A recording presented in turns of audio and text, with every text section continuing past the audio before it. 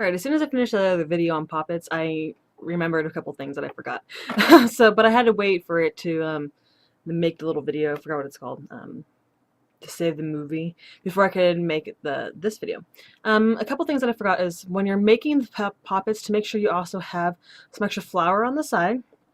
If your herbs are completely powdered, you can add some more of the powder to those herbs. You can also add food coloring to the mixture if you want to get a specific color, like if you want to incorporate more color magic or anything into it as well.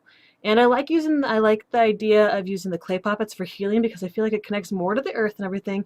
Using flour from the earth, salt from the earth, oil from different things from the earth. You know, water is bringing another different element in there, but you're also using herbs. So basically, the clay poppets are perfect for any sort of healing magic.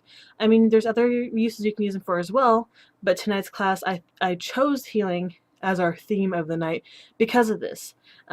So when you're making the poppets, make the dough like I suggested in the other video, but then also either you could put down some wax paper unless you have a surface that's smooth and that you don't mind getting messed up, like getting flour and things pressed into it.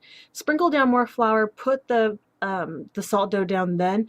Then if you have the wooden rolling pin or any sort of pin that you can try and smush the dough out with, make sure to cover that in flour as well, because I know not a lot of people bake, so I just kind of assumed in my head that everybody would know what to do. If you don't have a rolling pin, you can cover your hands in flours, and you can always try that way too, just to smush it down to get a shape. If you're really good and creative, you can get the right consistency of the dough. You can even you don't have to use the cookie cutter. You can try and just shape it on your own if you want a thicker poppet or something, because I know with what we're doing, we're going to try and get them a little bit thinner. You can also mark things in them as well, different runes or something, or different sigils for different things that you're trying to incorporate into your poppet. They're really versatile too. There's tons of stuff that you can do with it. You just have to really get creative. It's different compared to like stuffing a cloth poppet, because there's not a whole lot you can do. I mean, there is a lot, but there's more you can do with clay poppets, wax poppets, things like that. Unless you have like a good steady hand, you can sew. Maybe I've seen some people, when we've made felt poppets, they'll embroider a rune or something on there as well. So it's the same thing with the clay. I just feel like you're really working with your hands and really putting a lot of energy into it when you're working that hard into something. But so remember to keep a bowl of flour on the side, because you're gonna get sticky and things are gonna get on you. And helping the dough not to stick, yeah, you'll use the flour.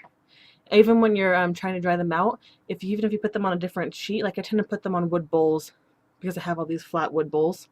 I'll cover it in a powder first before I put it out to dry. So that's one of the things I was going to tell you about. Also, if you're going to anoint them with oils afterwards, you got to be careful because it could start to disintegrate if you're putting a lot in there. What I would do is put them on your fingers and rub them so you get them filled with this sort of energy, and then kind of like tap them on there. And it's not really going to leave too much on there, but basically you're leaving like your residual energies and everything like that on the poppet.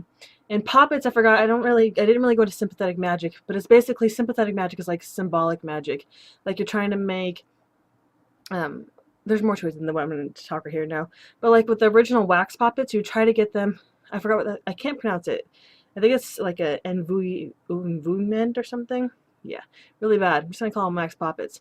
You try to get them to look as closely as possible to the person, because it's trying to represent the person itself that you're trying, like the little thing that you're making. So having it look like them as much as possible was helpful in kind of creating it, making it like this little person that you're working with. So it's actually like you're really connecting that person.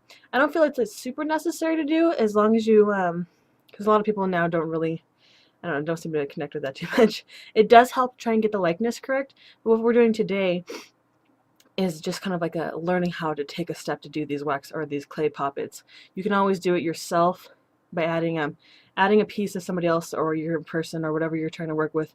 Can make that connection compared to making sure they look exactly like this other person, or the person or if you're working on it yourself. Sorry, I'm getting I get nervous for my classes, so I'm leaving in 10 minutes, so I'm trying to get this done now. But so yeah, so that's about it for this one. I probably will make another video because I forget things constantly if I don't have a list. But I don't like having lists because then I sit here and I read off the side, which is not helpful. So yeah, thank you for watching this little extra video. I'll try to make another one soon, and thanks for watching.